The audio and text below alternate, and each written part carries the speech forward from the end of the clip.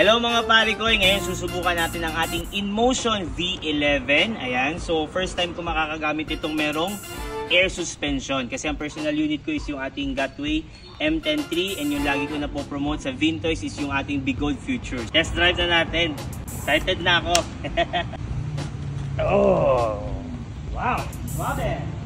Ang InMotion V11 ay merong 84 volts na lithium battery kaya kayang tumakbo 70 to 100 kilometers bawat full charge. Meron itong 2,200 watts na powered motor kaya kayang tumakbo sa bilis na 55 kph at kayang kumarga ng rider na 120 kilograms at kayang kumakyat sa 35 degrees incline na kalsada.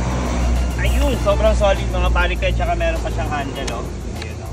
Then meron din siyang anti-spin button dito sa ilalim. Ayan, subukan natin yung anti-spin button.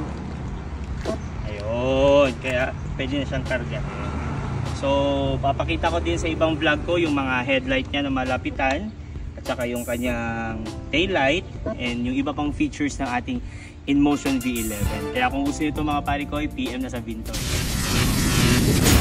Dito lang yan sa Bangkal, Davao City, delivery buong Pilipinas at sa ibang bansa.